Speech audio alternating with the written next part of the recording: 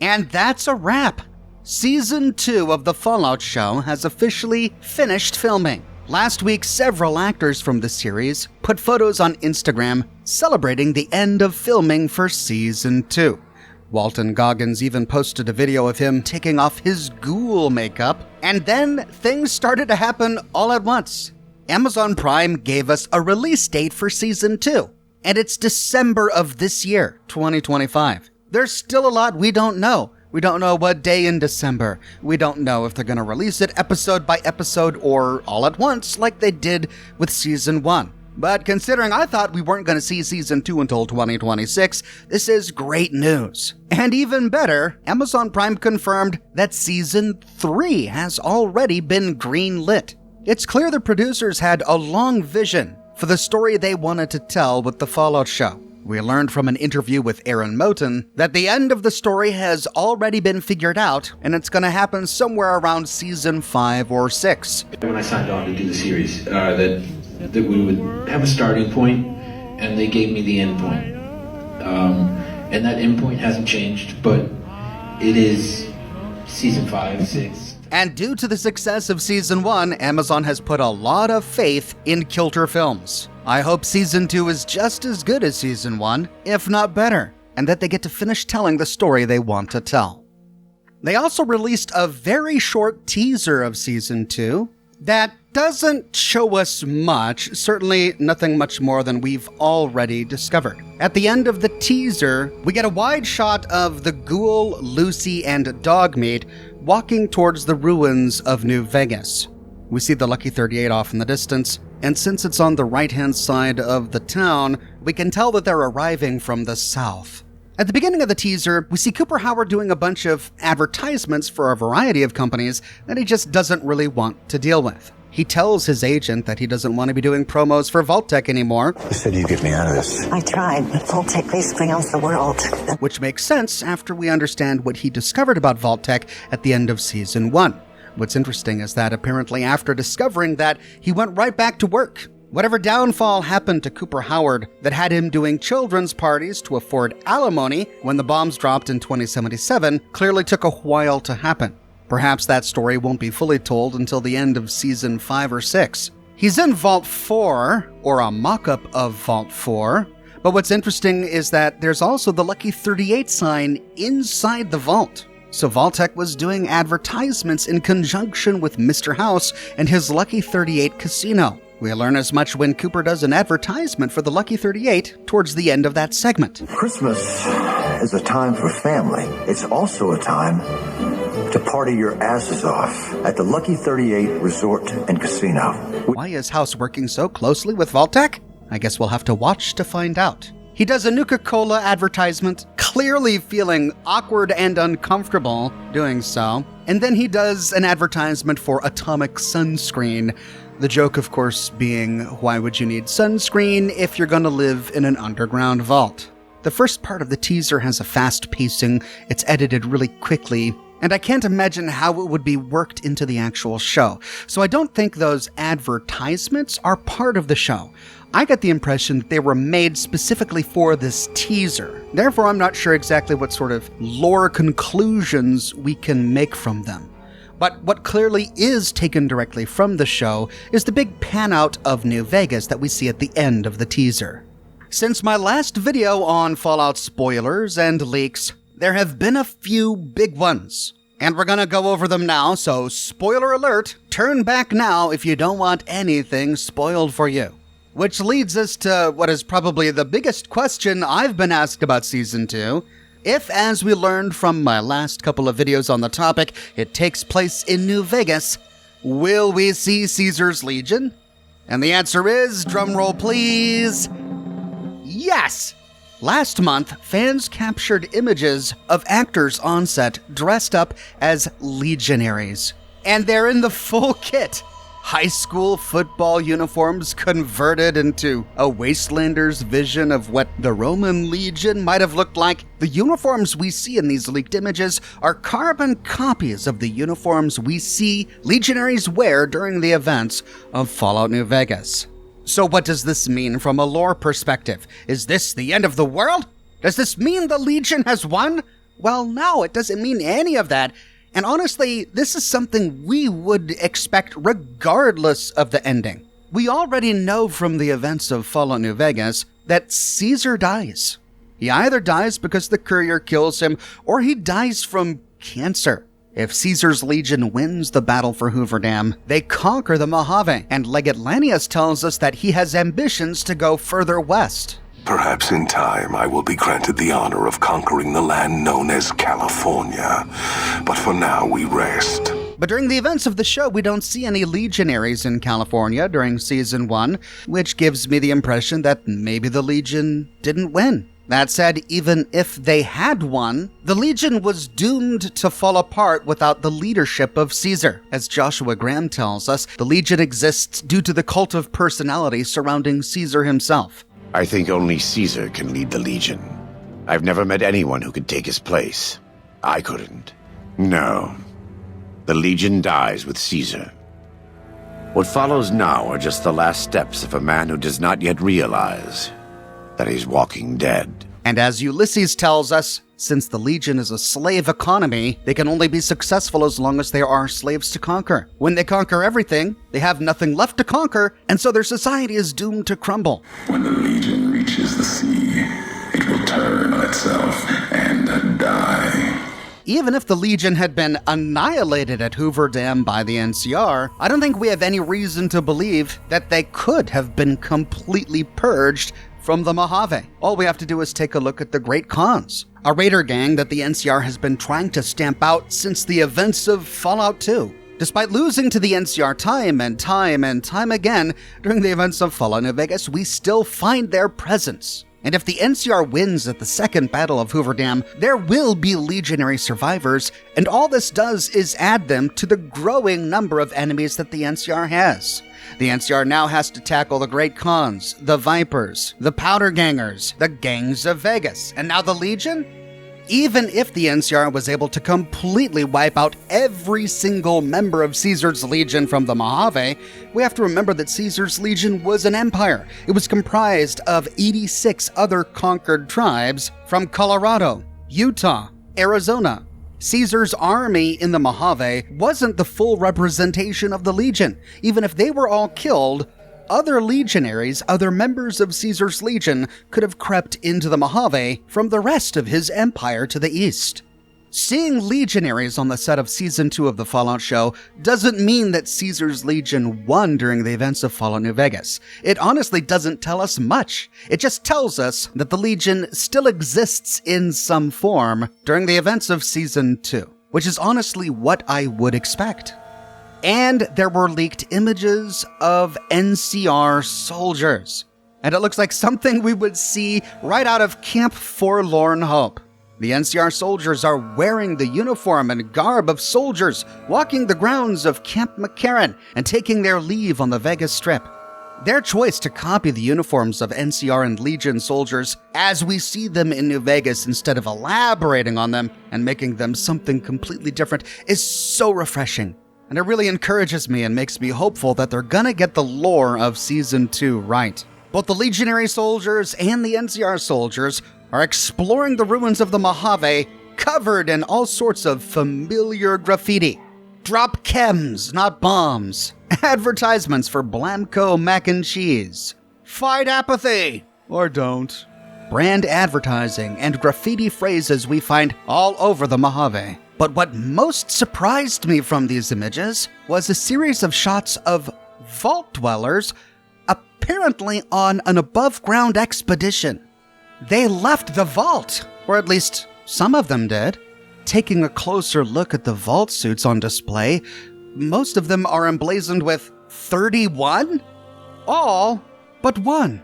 We find one person wearing a vault suit from Vault 33, and even though this is a shot of him from behind, due to his posture and his height, we clearly recognize this as Norm.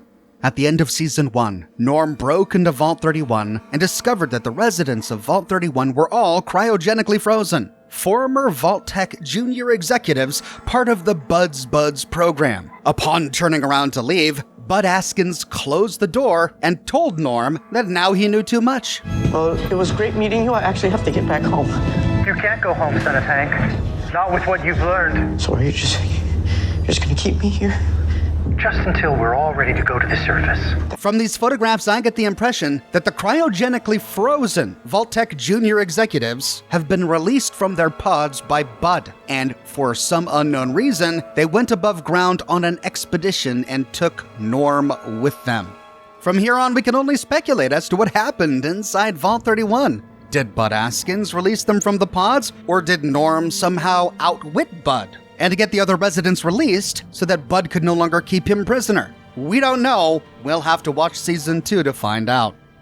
In an interview with Wine Enthusiast, Kyle MacLachlan, who plays Hank, confirmed the existence of death claws. Though, of course, it was confirmed already by Hank passing that skull at the end of Season 1.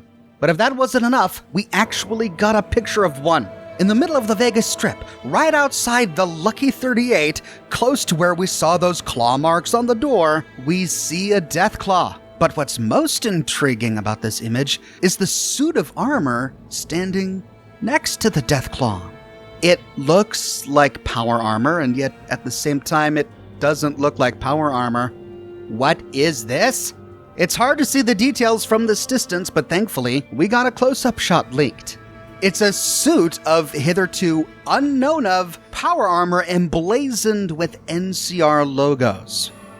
The soldier in this power armor was likely fighting the Deathclaw that we saw outside the Lucky 38. It had been deployed with large knives. It looks like it excels at melee combat. Perhaps it was designed specifically to fight Deathclaws. Response to these images has been mixed from everything I've been able to see online. Some have said that it looks awesome and kick-ass.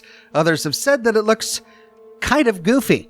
Personally, I'm torn. I think it looks pretty good in the footage that we saw with it next to the Deathclaw, but in the still photograph, it does look kind of goofy.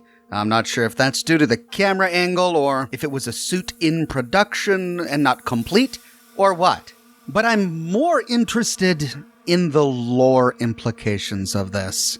Now, I'll be demonstrating some restraint during this segment of the video. I actually had to sit down and rewrite it and re-record it because this segment alone ended up being 25 minutes long by the time I was done with my initial recording.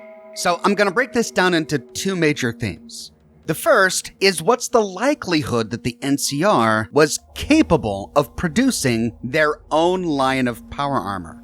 To understand how likely or unlikely this would be requires a brief primer on power armor. Power armor was produced by the US military as a superweapon to fight communist China during the Great War. It was such a complicated technology that China was never able to reproduce it on their own before the bombs dropped in 2077. Because of power armor, America was able to push the Chinese out of Anchorage, Alaska. Even though the Chinese had their own technologies that the Americans couldn't duplicate, the Chinese stealth armor, for example, though America was able to reverse engineer it into the Stealth Boy, China was never able to reverse engineer power armor. The technology is that complicated that a pre-war government actively in the middle of a war was unable to reverse engineer it and unable to produce anything that could counter it.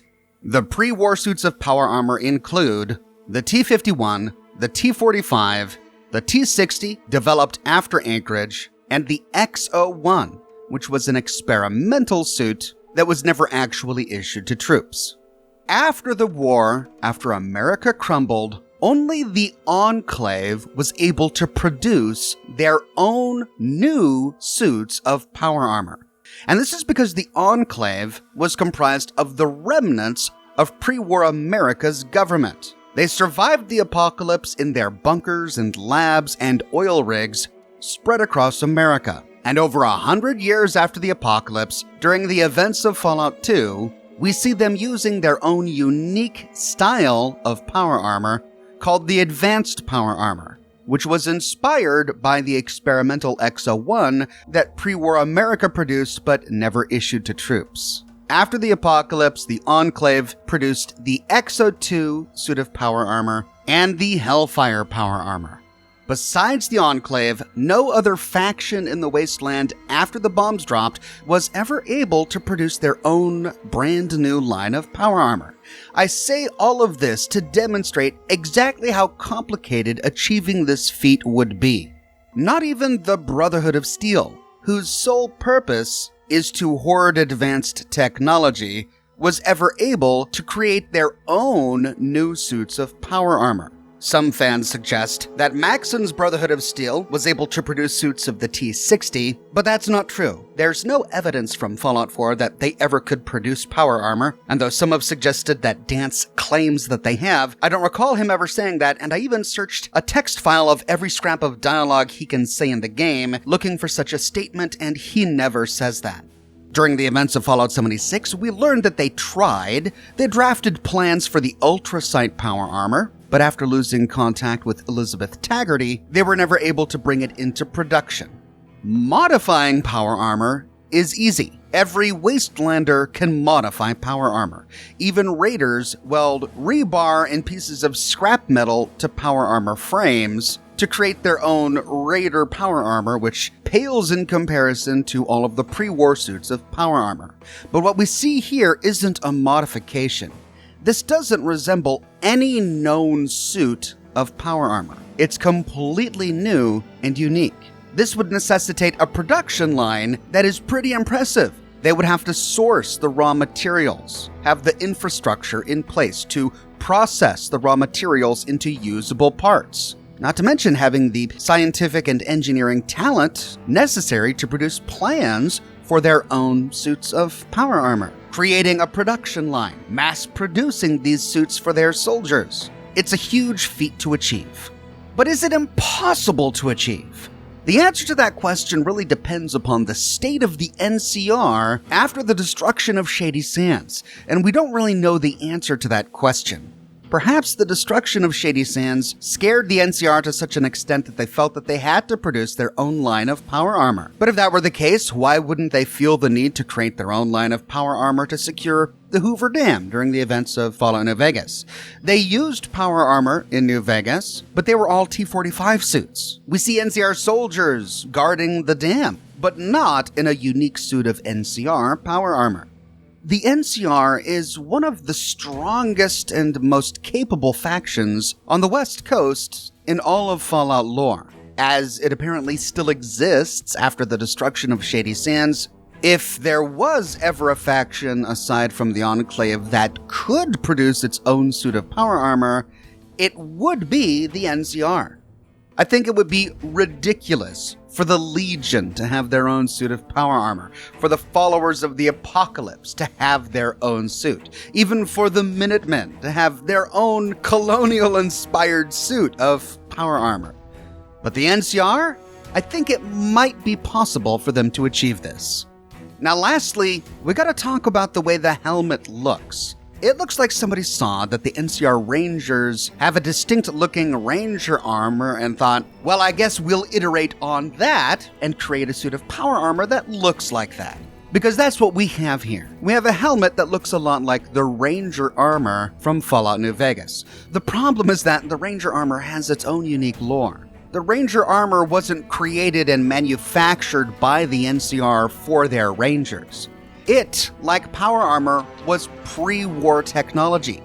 The Ranger armor is actually pre-war American riot gear and combat armor that was issued to troops during the Yangtze campaign, as we learned during the Honest Hearts and the Lonesome Road DLCs. The unique styling of the helmet is supposed to resemble a gas mask. We find a suit of armor that belonged to Randall Clark, who served in the military during the US's annexation of Canada. He acquired a full suit of this combat armor from Sergeant Vickers, presumably while he was in Canada, and left it behind with him when he died in Zion Canyon. During the Lonesome Road DLC, we find a number of suits of pre-war American riot police armor that was used to quell violent demonstrations and riots by Americans in the streets of American cities. These suits of armor also have this unique gas mask style helmet.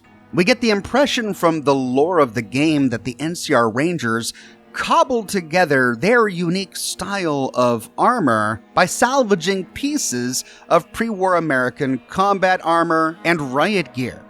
Pre-war America's power armor never resembled the gas mask helmets that were issued to troops. That said, there's no rule that says that it can't.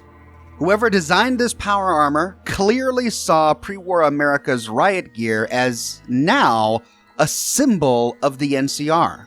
And so when crafting a helmet for the power armor, they made it look like the NCR Ranger Armor.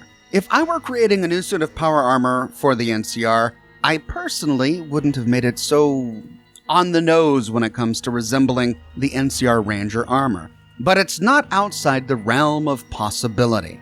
So, NCR Power Armor. We know the NCR uses power armor. They used it in Fallout New Vegas. And if there was ever any faction outside of the Enclave that could get to the point where they could manufacture their own suits, it would be the NCR. I'm not thrilled by the design of this power armor. I'm not thrilled by seeing the NCR using this kind of power armor, but it's certainly not completely outside the realm of possibility.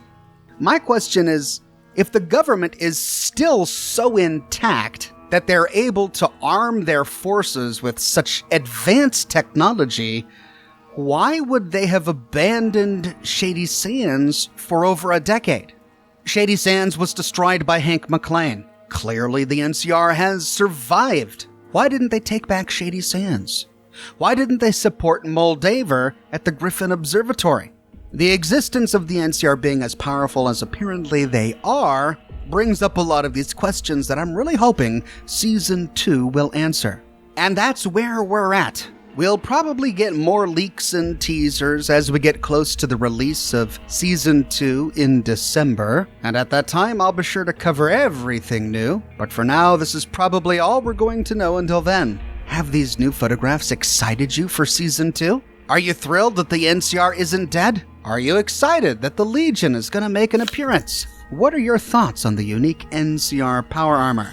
Let me know in the comments below. Thanks for watching, everybody. Be sure to subscribe. You can support me by becoming a member or a subscriber on Patreon, or you could buy my merch. But more than anything, thanks for watching.